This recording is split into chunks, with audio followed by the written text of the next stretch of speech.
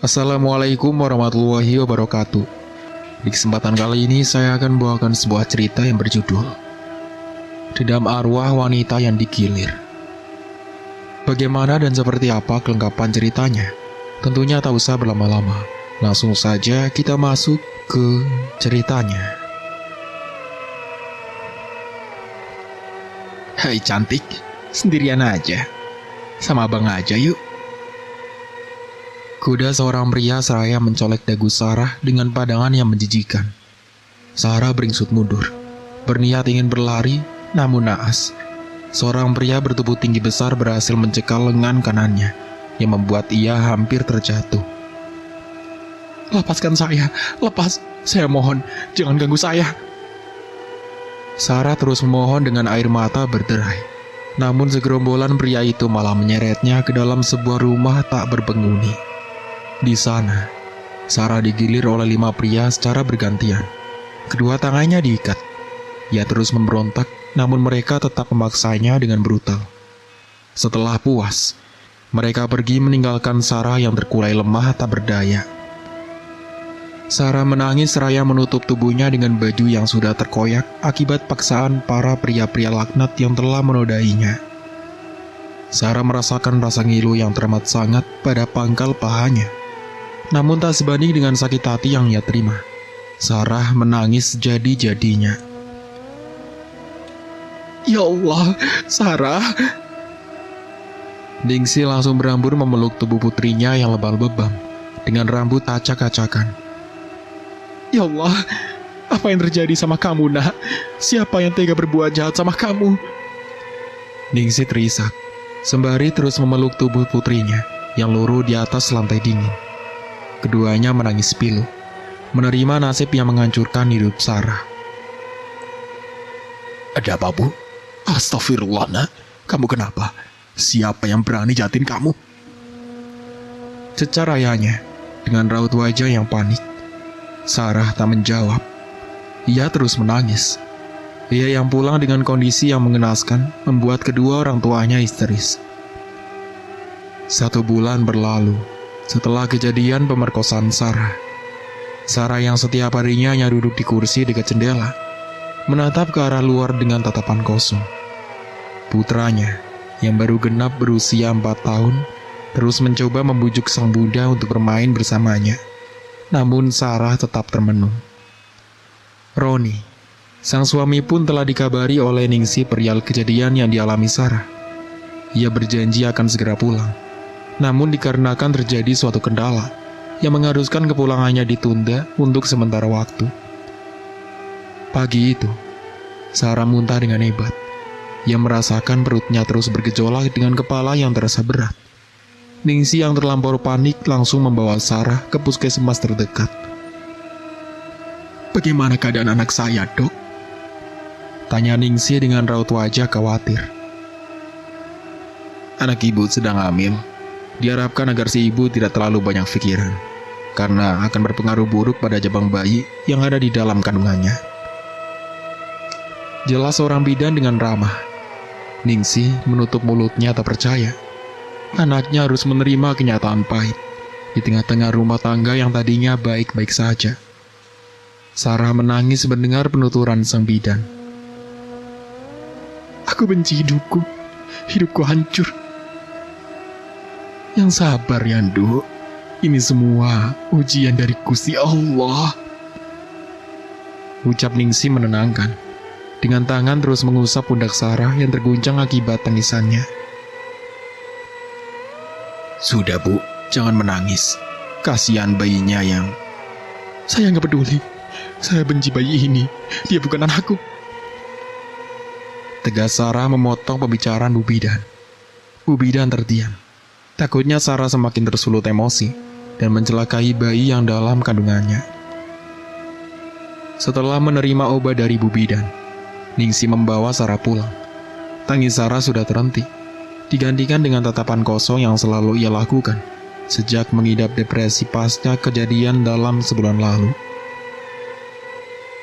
Bu, Roni pulang hari ini. Ujar Roni dari seberang telepon. Iya nak, hati-hati di jalan. Sarah duduk di tepi ranjang, meratapi nasibnya yang semakin hancur. Pandangannya terkunci pada gulungan tembang yang tergeletak di pojok kamar. Sarah mengambil tambang itu, lalu membawanya ke belakang rumah. Bu, Sarah mana ya? Dari tadi Bapak cariin nggak ada. Tanya Pak Karto, ayah anda Sarah. Nggak tahu, Pak. Tadi Sarah ke kamarnya.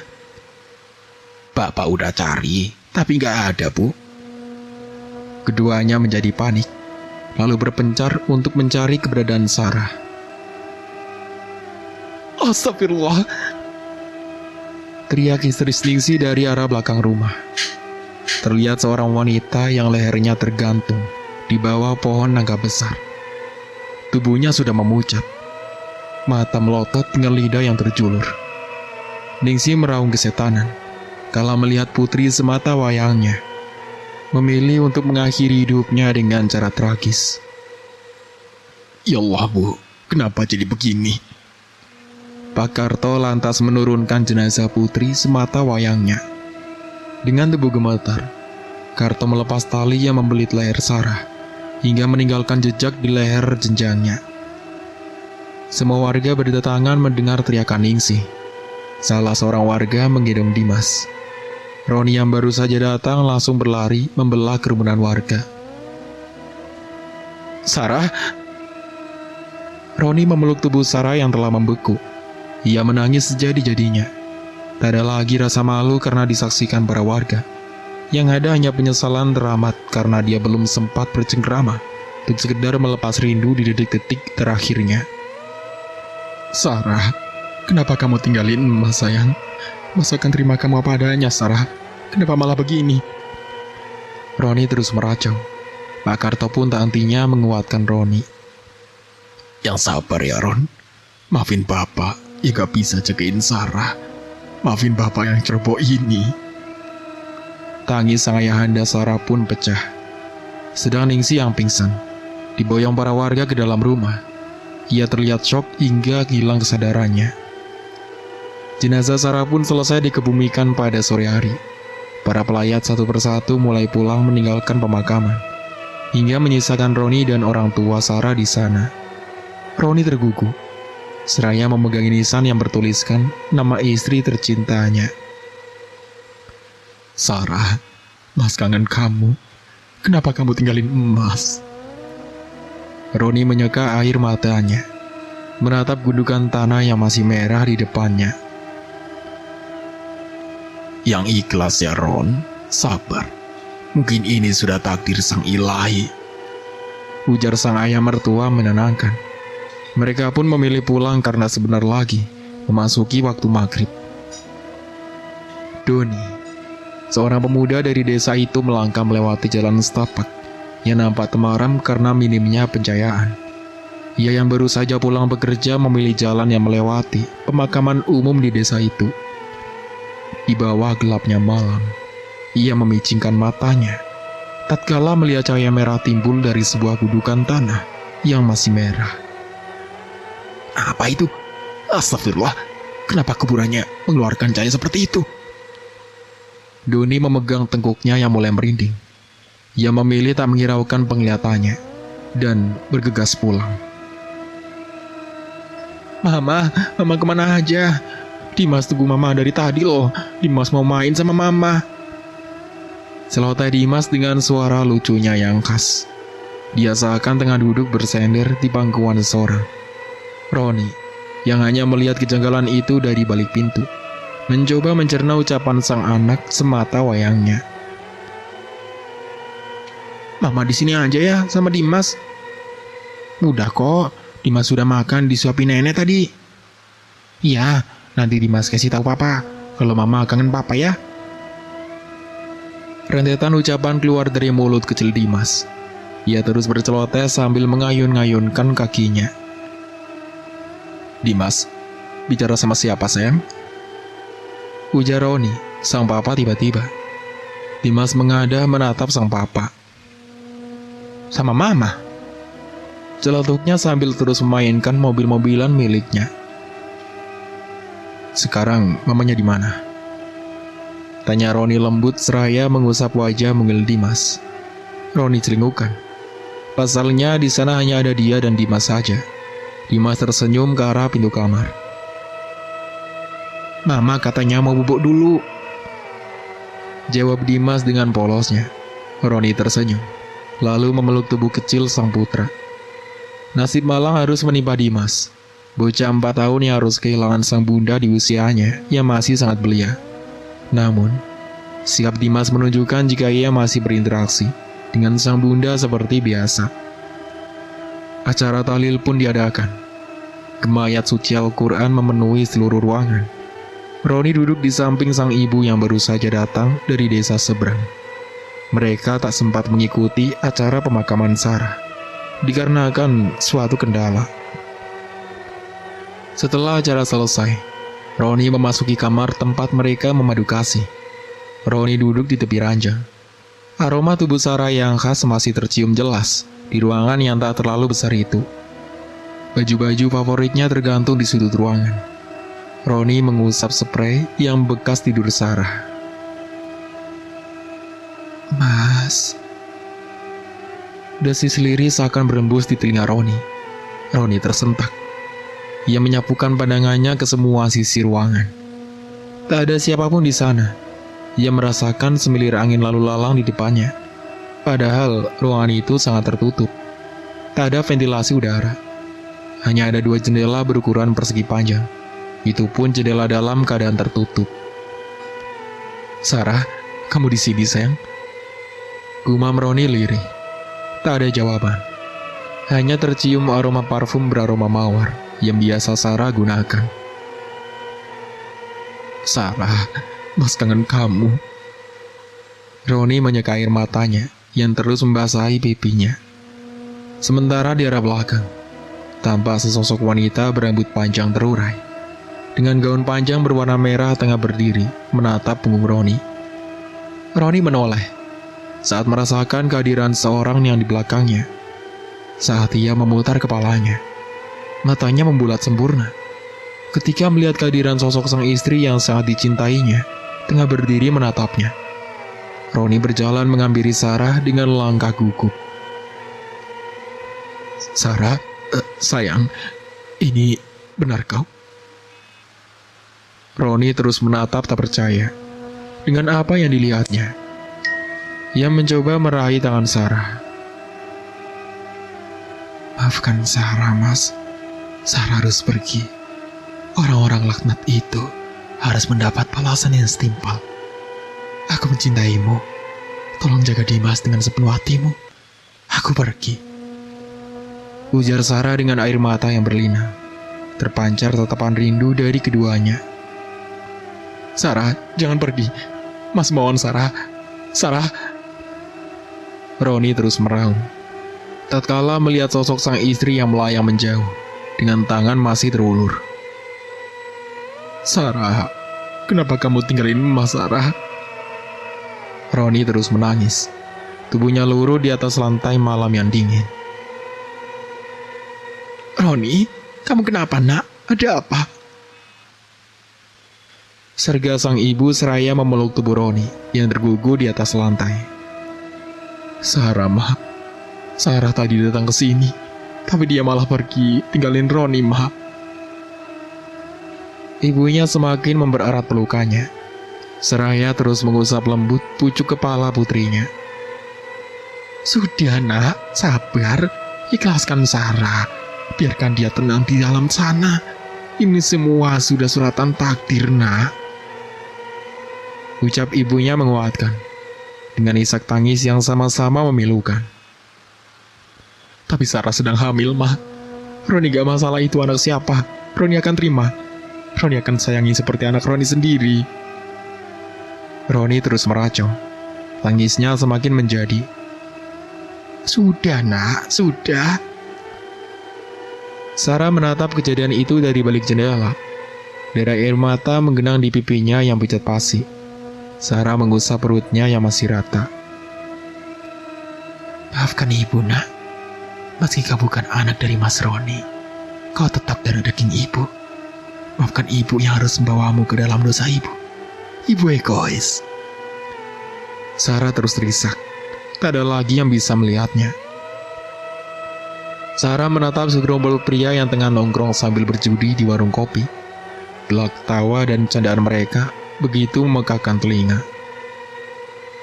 Kalian, bisa-bisanya kalian tertawa di atas penderitaanku. Sarah menatap mereka dengan tatapan penuh kebencian. Matanya merah menyala, memancarkan kebencian yang terpatri di dalam hatinya. Kalian udah dengar belum? Si Sarah mati bunuh diri. Ujar seorang bapak-bapak di sela-sela obrolan mereka. Serius loh? Timbal seorang pemuda dengan antusias. Serius? Katanya nih ya, dia kandung diri karena hamil setelah digilir sama banyak pria. Dia diperkosa pas mau pulang ke rumahnya. Wah, biadab banget ya tuh manusia. Tega banget merkosa anak orang, sampai bunuh diri lagi. Di kursi sebelah, 5 orang pria yang diduga pelakunya mendengar dengan seksama percakapan para warga itu. Terpancar gurat kekhawatiran di wajah mereka. Oh, jadi si Sarah yang meninggal? Iya, kemarin waktu gue pulang kerja, gue lihat kuburannya ngeluarin cahaya. Cahayanya merah menyala, menjulang ke langit. Sambung Doni yang ikut nimbrung saat mendengar gosip para warga tadi. Wah, kayaknya gentayangan nih Sarah. Soalnya dia meninggal bunuh diri. Mana lagi hamil lagi. Ih. Semua orang bergidik ngeri mendengar penuturan salah seorang warga. Kelima pelaku itu pun saling bertatapan.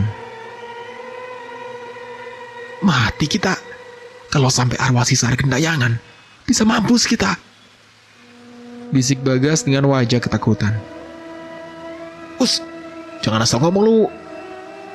Protes Roxy dengan mimik yang sama-sama khawatir.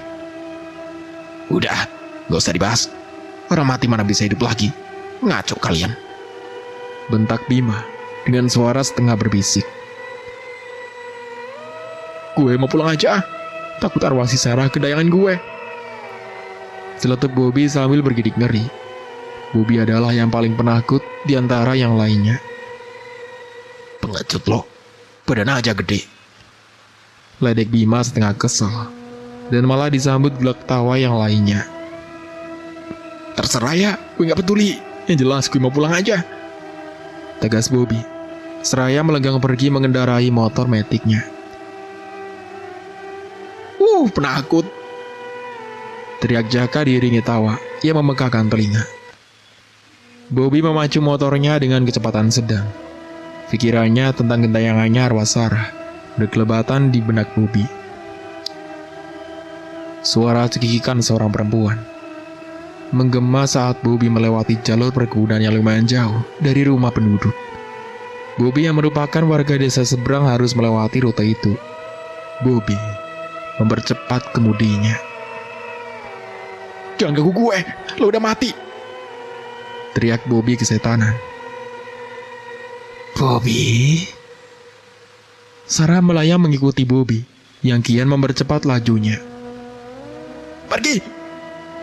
Teriak Bobby kalap. Tanpa sadar ia menabrak pohon mangga besar di tepi jalan. Dan bruk. Sarah tertawa puas menatap Bobby yang tersungkur di tanah. Lalu melayang pergi meninggalkan Bobby yang tak sadarkan diri. Sarah duduk di atas pohon nangka tempat ia mengakhiri hidupnya, mengayun-ayunkan kakinya sambil menangis. Para warga yang sedang ronda pun lewat, dan tak sengaja melihat sosok penampakan Sarah di atas pohon itu. Antu. 2 orang pria setengah tua itu pun lari kocar-kacir, melihat penampakan kuntilanak merah yang diduga adalah Sarah. Keesokan paginya, isu tentang gentayangannya arwah Sarah pun tersebar luas. Jadi bener arwahnya si Sarah gentayangan. Ujar seorang ibu-ibu sambil memilih sayuran. Iya, kata suami saya. Tadi malam lihat dia lagi duduk di atas pohon tempat dia bunuh diri dulu. Timpal ibu-ibu lainnya sambil meraih bumbu penyedap di depannya. Katanya si Bobby juga tadi malam nabrak pohon di kebunnya Pak Mamat. Kayaknya dia digentayangin sama si Sarah deh. Iya, bisa jadi. Jawab semua orang serentak. Saat sedang asik bergosip, Bu Ningsih pun datang berniat membeli sayuran dan tak sengaja mendengar pembicaraan para warga. Ningsih pura-pura tak mendengar. Ia langsung menyambar satu ikat kangkung di depannya. Meskipun hatinya gelisah, ia tetap mengumbar senyum ramah. Bu Ningsih, belanja bu? Tanya Kang Sayur berbahasa basi. Iya nih, Dimas katanya mau makan tumis kangkung sama ayam goreng. Oh iya, ayamnya sekilo ya bang? Timpal Ningsih diiringi senyum ramah. Semua ibu-ibu salah tingkah. Tidak enak pada Bu Ningsih karena mereka tadi membicarakan tentang arwah anaknya yang gentayangan. Duluan ya ibu-ibu. Sapa Ningsih seraya tersenyum pada semua yang ada di sana, lalu melenggang pulang dengan hati yang tak karuan. Apa mungkin yang mereka ucapkan benar? Secara Sarah meninggal dengan cara yang tak wajar. Terlebih lagi ia tengah hamil muda. Gumam Ningsih dalam hati. Bu Ningsih, Sapa Bu Jumi tengah menyiram tanaman. Langgan Ningsih terhenti. Bu Jumi, iya bu, ada apa? Timpal Bu Ningsih ramah. Bu, saya tadi lihat Dimas main di dekat pohon nangka belakang rumah bu, sendirian. Mana ketawa-tawa, ngobrol gitu loh bu. Terus saya samperin, kirain sama Ibu Ningsih di sana. Pas saya samperin, ternyata Dimas sendiri nggak ada siapa-siapa di sana. Jelas Bu Jumi panjang lebar. Ningsih terlihat bingung. Masa sih bu? Jawab Bu Ningsih ragu. Iya bu, beneran saya nggak bohong. Mending ibu bawa Dimas ke orang pinter deh. Takut kenapa-napa. Usul Bu Jumi dengan nada khawatir. Ningsih hanya tersenyum. Makasih atas infonya bu. Biar nanti Dimas saya jagain lebih hati-hati lagi, supaya kejadian seperti itu tidak terulang lagi. Respon Bu Ningsih diiringi senyum. Lalu ia pamit pulang pada Bu Jumi. Bu Jumi adalah pemilik perkebunan singkong di belakang rumah Ningsih. Ia biasanya ke kebun 2 hari sekali. Dan kebetulan, saat dia sedang hendak memanen cabai rawit yang juga ia tanam di sana, ia melihat Dimas sedang bermain. Namun, ada kejanggalan di sana. Nenek, Dimas lapar nek. Celoteh Dimas dari teras depan sambil asyik memainkan mobil-mobilan miliknya. Cucu nenek. Aduh, ntar dulu ya. Nenek masak dulu sebentar. Nanti nenek suapi. Bujuk Ningsih sambil menjepit gemas pipi tembemnya. Dimas tersenyum lebar. Ningsih lantas bergegas menuju dapur untuk memasak. Dengan cekatan, Ningsih mengolah bahan makanan menjadi menu yang menggiurkan. Roni duduk termenung di sofa ruang tamu. Ia memutuskan untuk tetap tinggal di rumah mendiang istrinya. Bukan hanya karena Dimas yang tak mau pindah, walaupun telah dibujuk oleh neneknya. Roni juga masih berharap jika Sarah datang lagi padanya. Tak peduli lagi bagaimanapun saat ini, dan apapun itu, ia tetap mencintai Sarah. Ron, makan dulu nak. Ibu udah masak tadi. Ujar Bu Ningsih dengan tangan memegang piring berisi nasi dan lauk pauknya. Iya bu, Roni belum lapar. Timpal Roni lemas namun tetap diiringi senyum. Wajahnya pucat, pandangannya kosong. Ningsih hanya menggeleng lemah. Ia memaklumi kondisi menantunya saat itu. Dimas, makan dulu sayang. Seru Ningsih sambil menyodorkan sendok ke mulut mungil Dimas. Dengan lahap, bocah itu menyantap makanan di mulutnya. Dimas, nenek mau tanya. Dimas tadi ngapain di belakang rumah? Tanya Ningsih pelan. Ia masih penasaran dengan apa yang Bu Jumi ucapkan. Dimas main sama mama. Jawab Dimas dengan polosnya. Ningsih tersentak. Ya Allah, ada apa ini nak? Batin Ningsih. Ia gelisah jika Sarah, arwah putrinya, membuat ulah. Dasar bajingan, kubunuh kau. Teriak Sarah, seraya menusuk perut Bima secara membabi buta. Bima berteriak kesakitan. Bima langsung bangkit dari tidurnya dengan nafas tersengal-sengal. Ia menyapukan seluruh pandangannya semua sudut ruangan. Untung cuma mimpi.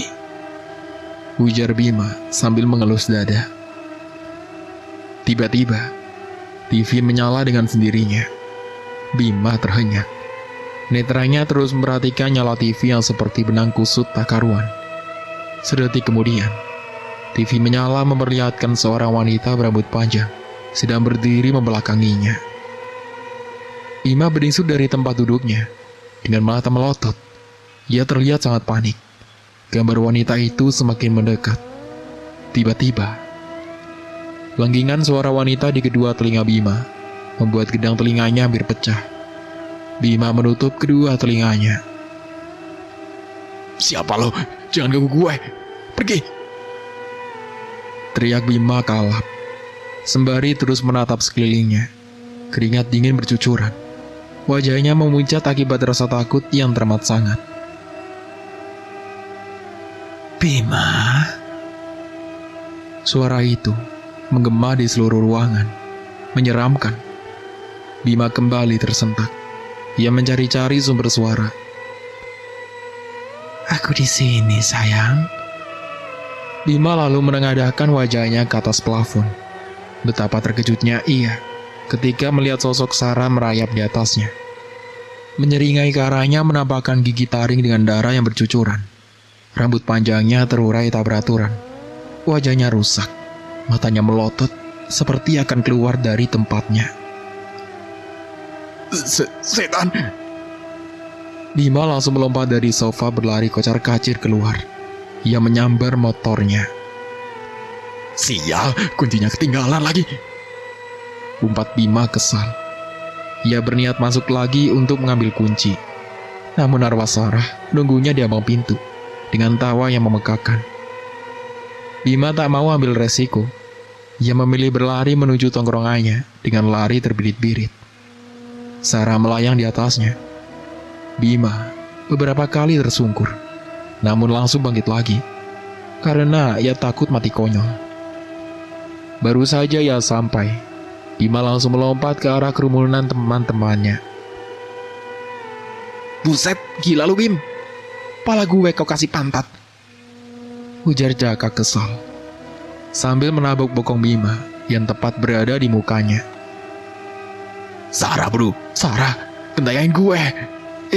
Seru banget tuh setan. Bima bergidik ngeri.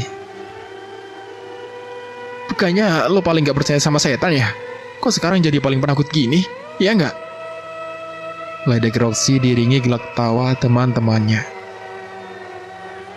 Gila lo, lihat aja nanti. Setannya si Sarah pasti datengin kalian juga. Timpal Bima sambil menyambar rokok di hadapannya, lalu menyalakannya. Masa sih? Mana ada orang mati hidup lagi? Sindir Bagas sambil mengedipkan matanya. Sialan lo. Bima melempar korek api ke arah Bagas yang tertawa cekikikan. Si Bobby gimana? Tanya Bima mengalihkan pembicaraannya. Ketahu, katanya sih dia masih trauma. Waktu gue kesana, dia cerita sama gue. Kalau waktu dia pulang dari sini, dia diganggu sama arwahnya si Sarah sampai nabrak pohon. Jelas Jaka dengan wajah serius. Serius lo? Jadi benar arwah si Sarah gentayangan? Tanya Roxy cemas. Serius, Bobby bilang sama gue. Sambung Jaka kekeh. Nah kan, kalian gak percaya sama gue. Gue bilang juga apa? Cecar Bima kesal. Udahlah, kalian ini ngomongin setan mulu kerjaannya. Protes Roxy sebal. Mau kemana lu nyet? Teriak Bagas yang melihat Roxy melenggang pergi menuju belakang warung. Kencing lah. Awas, ntar ada setannya si Sarah. Gak apa-apa, ntar gue gasak lagi aja. Tubuh Roxy pun menghilang dari pandangan. Wah, nantang tuh anak. Bima bergidik ngeri. Roxy berdiri di bawah pohon rambutan, merenggangkan kakinya untuk membuat ngajak. Tiba-tiba, bulu kuduknya meremang. Ia memegangi tengkuknya sambil menyapukan pandangan ke sekelilingnya. Serem amat di tempat. Gumamnya sambil bergidik ngeri. Bang, kencing sembarangan. Nara saya sendiri lanunya loh. Gak bisa hidup lagi. Celetuk arwah Sarah di atas pohon, diiringi tawa yang melengking. Roxy membatu. Seluruh tubuhnya tak bisa digerakkan. Tatapannya terkunci pada sosok Sarah yang menatapnya dengan tatapan nyalang. Mata merahnya melotot hingga hampir keluar dari tempatnya. Ia memamerkan gigi taringnya. Darah bercucuran melumuri wajah Roxy yang pucat basi. Ayo dong bang. Katanya kalau ketemu sama saya, mau abang gasak lagi. Yuk sini. Sosok Sarah semakin mendekat. Roxy ketakutan setengah mati. Jantungnya hampir terlepas dari tempatnya. Setan! Roxy ngacir dengan celana masih terbuka. Anjir, anu lo masukin dulunya. Jijik gue liatnya. Celetuk Bima. Ia melihat Roxy datang dengan celana yang masih terbuka. Setan! Ucap Roxy terbata. Wajahnya masih nampak ketakutan. Wah, gimana? Enak gak? Ledek Bagas dengan wajah antusias. Enak jidat bapak kau. Yang ada jantung gue hampir copot. Protes Roxy sambil menoyor kepala Bagas. Makanya, jangan sok jagoan lo jadi orang. Roxy mencebik mendengar ocehan Bagas. Roni duduk termenung di tepi ranjang. Sendiri, karena Dimas malam ini tidur bersama neneknya. Semilir angin berembus pelan. Aroma mawar semerbak di seluruh ruangan. Roni terenyak. Aroma ini... Sarah, sayang, kamu di sini. Mas mohon sayang, Mas pengen ketemu kamu. Roni memelas. Ia terus menyapukan pandangannya ke seluruh ruangan, berharap sosok sang istri datang padanya. Roni menunduk. Air matanya kembali luruh. Mas, bisik Sarah tiba-tiba. Roni memutarkan badannya. Kini Sarah berada tepat di sampingnya, tersenyum dengan menggunakan piyama kesayangannya yang selalu ia gunakan. Ia tersenyum manis. Sarah, ini benar kamu? Roni meraih kedua pipi Sarah. Dengan tatapan yang masih tak percaya, ia tersenyum bahagia, lalu memeluk sang istri dengan penuh rasa rindu. Mas, kangen kamu Sarah. Mas kangen. Kenapa kamu tega tinggalin Mas?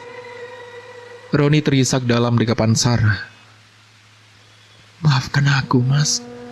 Aku takut jika kamu ingin lagi menyentuhku yang kotor ini. Jawab Sarah lirih. Roni melerai pelukannya. Apa maksudmu? Mas tahu ini bukan salahmu. Kamu hanyalah korban. Roni memegang erat kedua tangan Sarah. Sarah tertunduk. Maafkan aku, Mas. Semua sudah terjadi. Dan aku tak bisa kembali. Bulir bening lolos di pipi putihnya. Roni dengan sigap menjaga air mata Sarah, lalu kembali memeluknya. Jangan pergi lagi, Sarah. Mas gak mau kehilangan kamu. Roni semakin mempererat dekapannya. Aku belum bisa pergi, Mas, sebelum dendamku terbalaskan. Roni? Seru Pak Karto, ayah mertuanya, yang kebetulan lewat di depan kamarnya. Ia tak sengaja mendengar percakapan Roni, lalu melihat Roni yang seakan sedang memeluk seseorang, namun tak ada siapapun di sana. Ayah, Roni mengadah. Tiba-tiba, sosok Sarah menghilang. Roni kelabakan mencari Sarah. Sarah, kamu kemana sayang? Sarah? Roni berteriak seperti orang kurang waras. Pak Karto langsung meraih tubuh menantunya. Roni, istighfar Ron. Ikhlaskan. Sarah sudah tiada. Pak Karto ikut terbawa suasana. Roni malah menangis. Ia meremas rambutnya. "Sarah!" Ia berteriak melampiaskan rasa di hatinya. Bobby terbaring di atas ranjang dengan pandangan menatap dinding. Kosong, hampa, seakan tak memiliki gairah hidup. "Bobby?" Bisik lirih namun menggema terdengar jelas di telinga Bobby. Ia langsung beringsut, meremas selimut dengan wajah penuh ketakutan. "Pergi!" Bobby berteriak. Tiba-tiba, selimut yang Bobby kenakan mengembang. Bobby semakin panik. Lalu sosok Sarah keluar dari balik selimut dengan seringai yang menakutkan. Rambut panjang acak-acakan, dan matanya melotot membuat Bobby berteriak keras hingga terdengar oleh ibunya. "Bobby, ini mama, nak. Bobby." Ibunya mencoba menenangkan Bobby yang terus meronta dan berteriak, hingga ia menyadari kedatangan ibunya, dan dengan cepat memeluk tubuh sang bunda. "Bobby takut, Ma." Rengek Bobby, diiringi isakan tangis. "Jangan takut, bersikap tenanglah, seperti kamu perkosaku dulu." Wanita yang menyerupai ibunya pun berubah menjadi menyeramkan. Bobby langsung pingsan. "Bobby, kamu kenapa?" Ibunya yang asli pun menggoyang-goyangkan badan Bobby yang tak sadarkan diri di lantai. Papa!" Ibunda Bobby pun berteriak memanggil suaminya. Dengan penuh kekhawatiran, ia terus mencoba menyadarkan Bobby. "Ada apa sih, Ma, teriak-teriak?" Ujar papanya Bobby dengan sedikit kesal saat ia menunduk. Tubuh bersih Bobby tergeletak di lantai. Untuk sementara aku cukupkan dulu ceritanya sampai di sini. Sampai jumpa kembali di part berikutnya. Kurang lebihnya mohon maaf. Wassalamualaikum warahmatullahi wabarakatuh.